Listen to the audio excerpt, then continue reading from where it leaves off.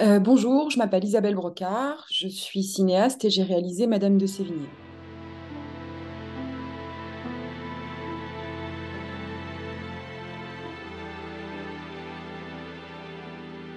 Alors, c'est l'histoire d'une femme, Marie de Sévigné, qui vit au XVIIe siècle, qui est veuve, ce qui lui donne un statut assez exceptionnel en termes d'indépendance pour l'époque, et qui a une fille particulièrement jolie et brillante, enfin, et qu'elle aime énormément, et elle aimerait que cette fille ait un destin singulier, en tout cas qu'elle soit, comme elle, au moins indépendante.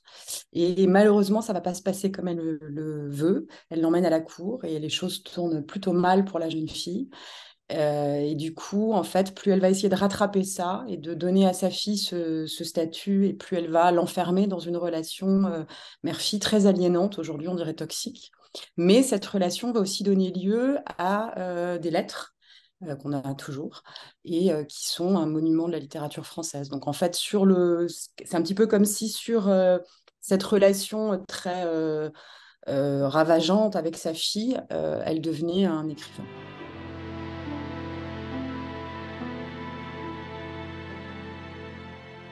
Alors, ce qui m'a bizarrement, alors que j'ai fait des études de lettres, j'étais passée à côté de Madame de Sévigné, moi aussi, comme quoi. Et en fait, c'est par le biais des relations mère-fille. J'avais envie de raconter une histoire entre mère et fille, sachant que je trouve que c'est un lieu quand même de relations assez complexe.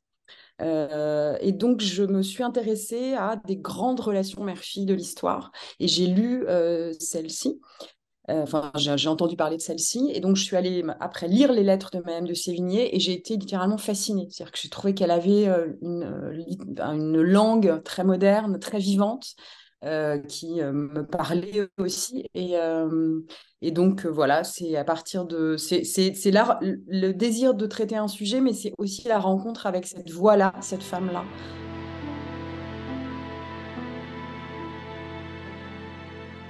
Qui m'intéresse, je pense, de filmer, ce sont des relations qui ne sont pas forcément celles qu'on voit de manière un peu plus habituelle au cinéma. On parlait des relations amoureuses, par exemple. Il y a eu des belles choses aussi sur les relations père-fils. Moi, ce qui m'intéresse, c'est quand il y a de l'amour dans une relation, à quel moment cet amour va être quelque sorte mis en danger ou va euh, induire quelque chose qu'on n'attend pas forcément. Donc les relations d'amour qui vont être inversées par la maladie d'un proche dans le cadre des jeunes aidants que j'avais filmé pour mon dernier documentaire.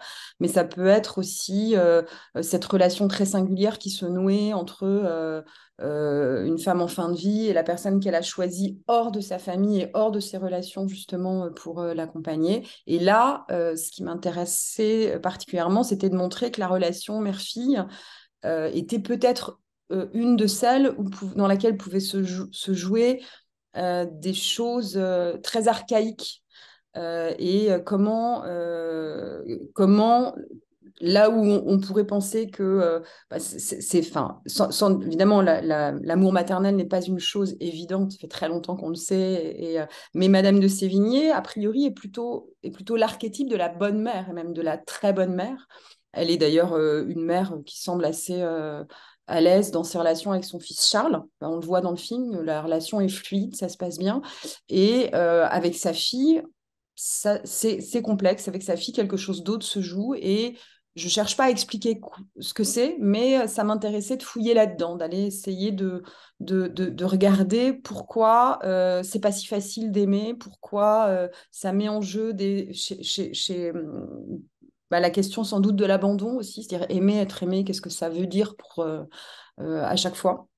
Et donc, je pense que voilà, c'est sans doute effectivement la même question autour de laquelle je tourne depuis 3 films, en partie en tout cas. Sans la maladie trop cette fois, un peu moins.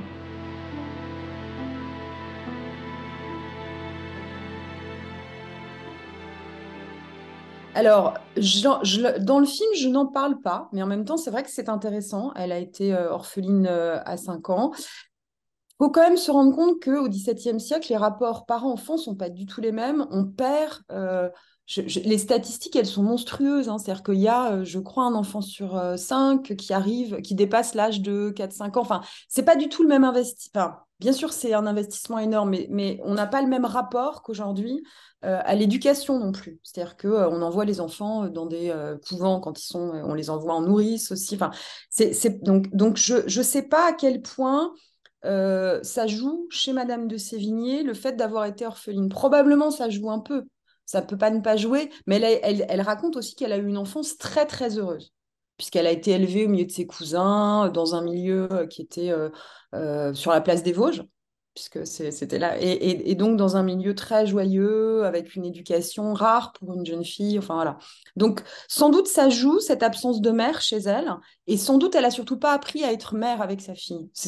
Moi, c'est plutôt ça que je me raconte, mais en fait, j'en sais rien, puis je voulais surtout pas faire de la psychologie.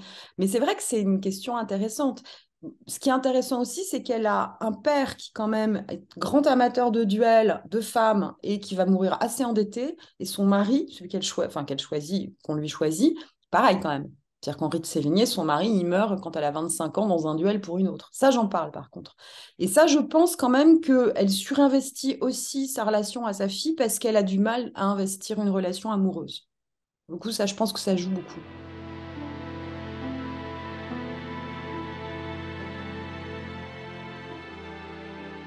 Ah oui, c'est ce qui m'a intéressé beaucoup.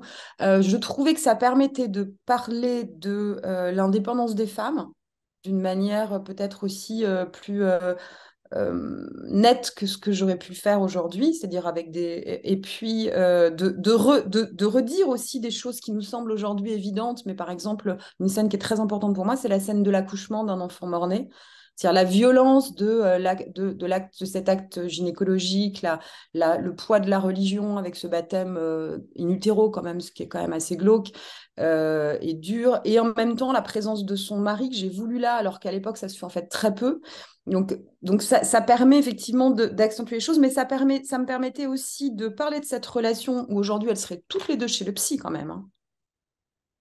Alors que voilà, à l'époque, non, ça se passe autrement. Et ça m'intéressait beaucoup. C'est-à-dire, on peut parler de la sauvagerie, en fait, des rapports entre les êtres sans passer par un biais psychanalytique. Ça n'existe pas. Et en plus, j'ai envie de dire, ça m'intéresse pas à ce moment-là du tout. Donc, elles peuvent tout se dire. Elle fait des choses, et j'ai atténué par rapport à la réalité, parce que ce qu'on trouve dans les lettres de Madame de Sévigné à sa fille, c'est inimaginable. C'est bien pire que ce que j'ai filmé. C'est beaucoup plus intrusif.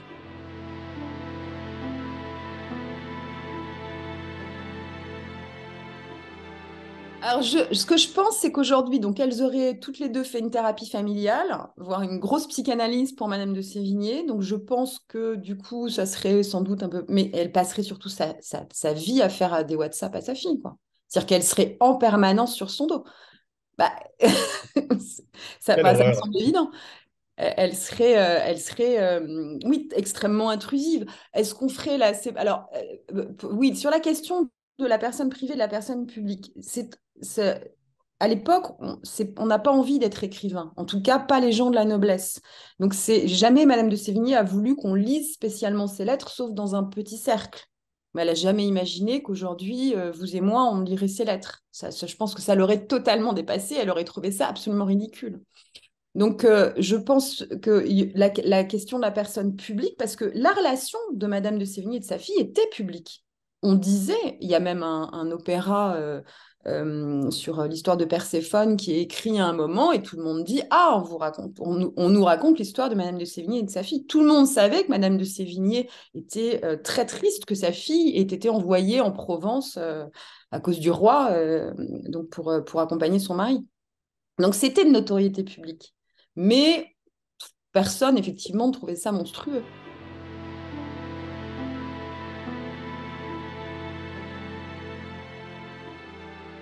Alors, le courrier allait plus vite parce que c'était les cavaliers de la poste, hein, vous savez, avec des relais, etc.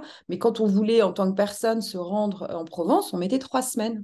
On passait sur les fleuves, on mettait le carrosse sur un fleuve. Enfin, des choses que j'ai d'ailleurs malheureusement pas pu filmer parce que ça aurait été très cher, mais j'aurais adoré le faire. C'était effectivement un rapport au temps très différent. Et du coup, je pense aussi qu'on avait un mode de vie enfin, un rapport à la vie très différent aussi. On parle d'un milieu privilégié, hein. On parle de gens qui ne sont pas obligés de travailler pour vivre, ce qui n'est évidemment pas le cas de la plupart des gens. Mais c'est quand même tout est effectivement, elle écrit à sa fille et elle sait que quand la lettre va arriver, bah, il sera déjà passé 400 jours, donc ça sera tout à fait différent. Elle ne sait pas parfois quand elle écrit si la fille va recevoir la lettre, parce que peut-être qu'elle ne sera pas dans son château de Grignan, mais partie aider son mari. Donc voilà. Donc il y a quelque chose, on n'est pas joignable, quoi. On ne sait pas en permanence où sont les autres, et il y a effectivement du coup une relation à la perte, à la distance et au désir. C'est surtout ça qui est très différente. Et je pense que cette question de ne pas avoir tout le temps, tout de suite ce qu'on veut ou contact avec qui on veut, ça induit forcément un rapport à l'écriture très différent et un rapport, honnêtement, à la vie très différent. Le manque, qui est constitutif du désir, je pense que ça alimente aussi cette relation. Et donc, je ne sais pas, pour répondre à votre question aussi tout à l'heure, si aujourd'hui, parce qu'il n'y aurait pas ce manque, la relation serait aussi intense et aussi ravageante, quoi.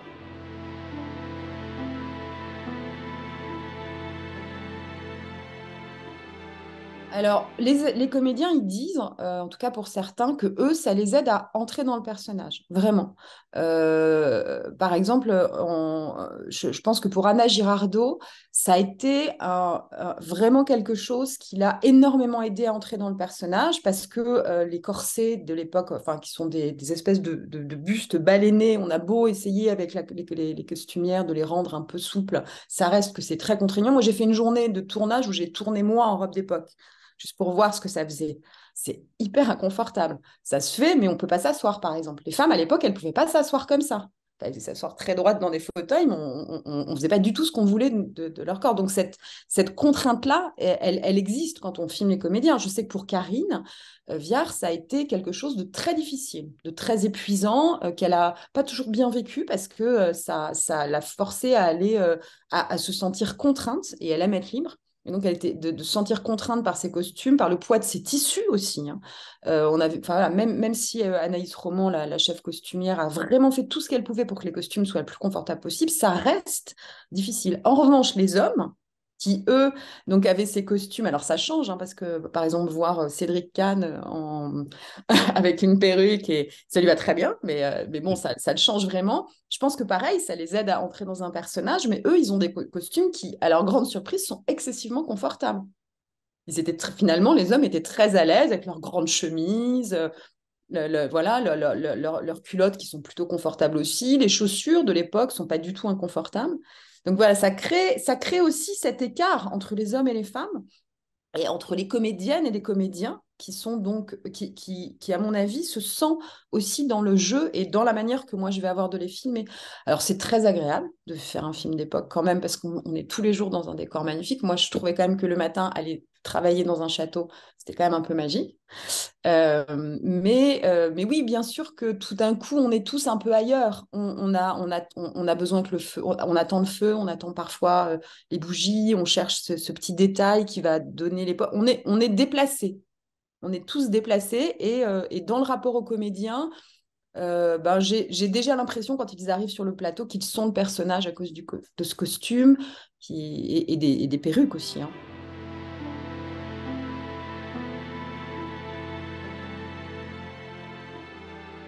Alors, c'est un film quand même qu'on a fait avec un budget qui est tout petit pour un film d'époque. Et je voulais pas que ça se sente. Donc, de toute façon, déjà, filmer les décors, ça aurait voulu dire pouvoir avoir des décors relativement amples pour être tenté de les filmer. C'est pas le cas. La cour de Versailles, j'ai choisi de n'en filmer qu'un labyrinthe. Donc, ça veut dire, en fait, c'est quelque chose de très minimaliste. On imagine qu'elle est autour, on la fait vivre au son, on la fait vivre sur les costumes, mais donc déjà, j'étais empêchée par ça. Je pense que c'est une tentation qu'on a un peu quand même, parce que quand on arrive et que c'est si beau, on a quand même un peu envie parfois de faire un plan large. Puis il y a un côté tableau qui est tentant. Alors, je pense il y a eu deux choses. C'est que je savais que j'aime pas beaucoup, moi, les plans moyens. Donc, je suis souvent très large ou assez serré, mais j'ai l'entre-deux, pas quelque chose qui me correspond trop. Mais déjà, j'étais pas, j'ai essayé de lutter avec mon chef opérateur pour ne pas le faire. Et au montage, les deux monteuses qui ont travaillé avec moi ont été radicales, hein. Elles ont, quand on sentait ça, cette ultra présence du décor, on l'enlevait. Mais c'est, c'est une tentation, effectivement, je pense qu'on peut avoir quand on a aussi, ça coûte très cher, on fait venir plein de figurants. Donc il y a un moment où ça peut aussi être un truc, on se dit, oh là là, c'est de la production aussi.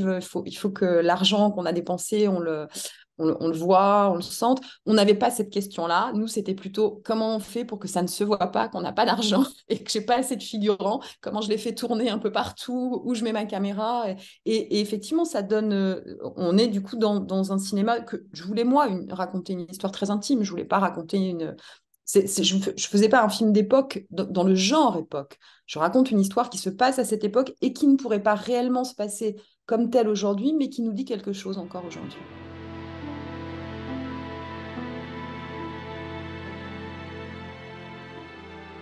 Ah oui, absolument. Alors, vraiment. Alors, à commencer par Karine, vraiment, qui était pour moi absolument évidente, parce que c'est une comédienne effectivement très moderne. Et en même temps, elle est tout à fait capable, elle n'a pas du tout de problème à dire un texte qui, par ailleurs, est quand même un texte. Alors, avec Yves Thomas, mon co-scénariste, on a essayé de trouver un langage un peu à mi-chemin, hein, entre un langage contemporain et un langage 17e, sachant que c'est jamais un langage 17e qu'on entend, parce qu'au 17e, ils avaient un accent qu'on ne comprendrait plus aujourd'hui. Donc, de toute façon, c'est toujours des conventions qu'on utilise.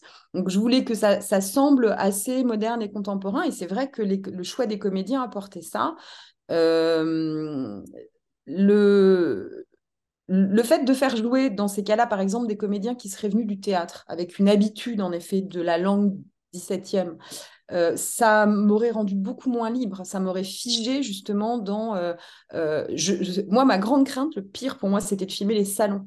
Parce que les salons, c'est une espèce de figure comme ça du cinéma où on imaginait les gens avec des éventails. Ça me terrorisait, ça terrorisait Karine. On se disait, ah, on va pas y arriver, ça va être guindé. Et finalement, je me suis dit, les salons, c'est des endroits où des copains se retrouvaient ensemble pour parler littérature. Aujourd'hui, ils auraient parlé cinéma. Il y en a un qui aurait pris sa guitare. Enfin, il y aurait eu un côté comme ça très.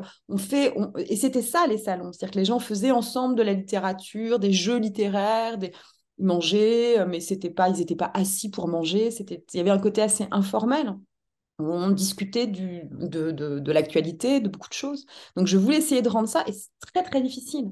Et donc, je me suis dit, en prenant des comédiens qui sont associés effectivement à une vivacité, à la comédie, par exemple, aussi pour Karine, ou à quelque chose d'une image très contemporaine comme Anna, bah, ça va peut-être être plus facile pour eux. Mais en fait, c'est pas forcément plus facile pour eux. Il a tous fallu qu'on cherche ensemble ce côté très moderne.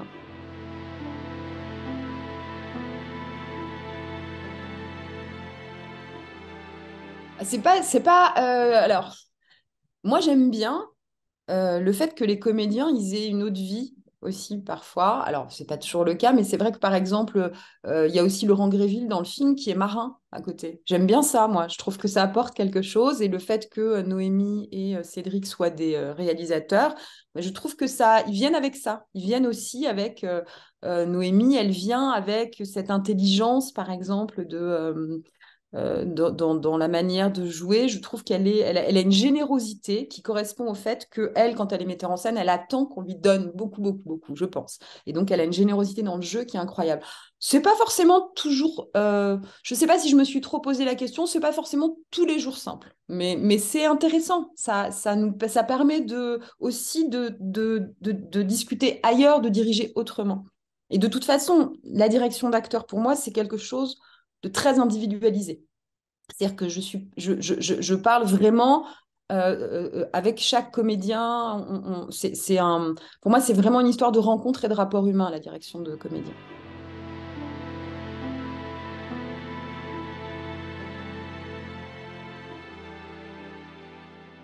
Les deux. Quand j'ai commencé donc à vouloir travailler sur ce projet, j'ai donc lu, j'ai noté beaucoup d'extraits de lettres qui m'ont permis, moi ce que je cherchais, c'était ce qui se passait entre les lettres aussi, puisque c'est ça qu'il fallait raconter. Donc il fallait inventer ce qui se passait entre les lettres en se servant des lettres. Et puis il y avait aussi des lettres qui pour moi étaient opérantes. C'est-à-dire qu'il y avait dans le contenu des lettres, des mots que je voulais qu'on entende que cette mère disait à sa fille. Et puis, au fur et à mesure, on en a rajouté au montage des lettres parce que euh, elles sont, enfin, quelque part, elles sont tellement belles que finalement, je me disais, mais il faut qu'on les partage. C'est aussi ça, le film. C'est aussi faire redécouvrir cette autrice, cette écrivaine, qui, pour moi, est quand même quelqu'un qui invente pas l'autofiction, mais une forme d'écriture autobiographique. C'est-à-dire que au XVIIe siècle, il n'y a pas encore il y a des mémoires, mais souvent, c'est très contraint, les mémoires. Ça rentre dans des formes. Et puis c'est fait pour être lu. Elle écrit pour être peu lue. Elle écrit pour être lue par sa fille principalement. Et je trouvais que ça valait la peine de partager ça, de partager moi, je les trouve extrêmement belles, ces lettres. Je trouve qu'il y a une poésie dedans. Voilà. Et j'avais envie de le partager. Alors, je prenais des notes, je choisissais des morceaux, et dans le scénario, je me suis arrangée avec les lettres. C'est-à-dire que je n'ai jamais modifié vraiment la langue, mais souvent, je modifie l'ordre. Parce que je suis obligée, hein, pour des raisons scénaristiques, de le faire. Donc j'ai pris des libertés avec ces lettres, mais en même temps, elles sont aussi assez fidèles. Et puis après, l'autre enjeu, c'était de montrer l'écriture, comment on filme l'écriture, comment on filme quelqu'un qui écrit. Ah, ça, c'était et comment on le monte ensuite, ça a été un vrai enjeu, ça.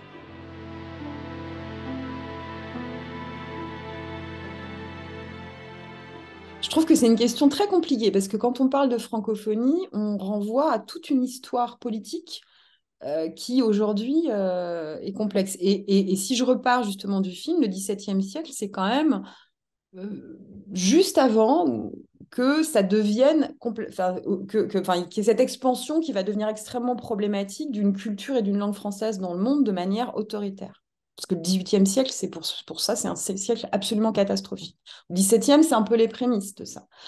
Et Louis XIV est un roi excessivement autoritaire, ce que j'essaye de montrer aussi. Donc la francophonie, je suis un peu partagée. C'est ce qui me permet, moi, si je voyage, de pouvoir lire, communiquer, parler avec des gens de cultures différentes dans la langue qui est la mienne. Et c'est aussi toujours un rappel de cette histoire. Mais voilà, après, on a enfin moi, on a quand même aussi de grands auteurs francophones, on pourrait dire, grâce à cette histoire-là, qui ne sont pas des histoires françaises. Je sais aussi du coup que eh ben, ces lettres de Madame de Sévigné ou ce film, ça va pouvoir être vu et compris dans des pays très lointains où l'histoire est extrêmement différente, mais où cette relation mère-fille va pouvoir être du coup racontée. Et je veux dire, en quelque sorte, que tous ces gens vont pouvoir aussi profiter de la littérature qu'on entend encore dans ces lettres. Donc, en ça, c'est une chance. Mais ça reste une question compliquée, la francophonie.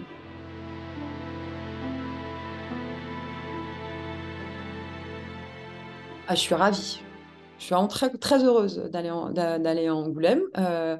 Bah, non, en plus, je ne m'attendais pas beaucoup, donc c'est... Je sais pas trop ce que ça... En fait, c'est toujours très agréable le moment du partage d'un film. Et ça va être l'avant-première. Ça va être mon premier moment de partage de ce film avec un public. Donc, je suis très impatiente de ça. Parce que c'est très émouvant, c'est-à-dire que le film, enfin, moi, je travaille très lentement. Donc, c'est très long d'écrire. C'est très long de tourner. C'est très long de monter. Tout est très long. Et à un moment, enfin, le film n'est plus à nous. Il n'est plus à moi. Il est aux gens qui vont le voir et qui vont y projeter des tas de choses. Et ça, c'est très émouvant. Et en même temps, c'est aussi, même si ça peut être parfois un peu violent, c'est aussi très reposant. Mais donc j'ai hâte de ça. J'ai hâte et je suis très contente que ça se passe à Angoulême avec ce public qui, je crois, en plus est un public très, enfin, assez chaleureux de ce que j'ai pu en entendre dire. Donc j'en suis très contente.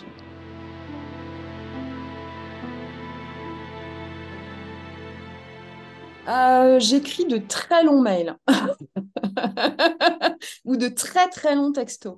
Des lettres, c'est rare. Non, mais j'écris, oui. Enfin, quand on écrit un mail, on écrit un courriel. Enfin, on écrit une lettre quand même. Mais enfin, j'écris très mal. J'ai un graphisme qui est assez pourri. Donc, de toute façon, même moi, j'ai du mal à me relire. Donc, c'est plutôt un service que. Voilà.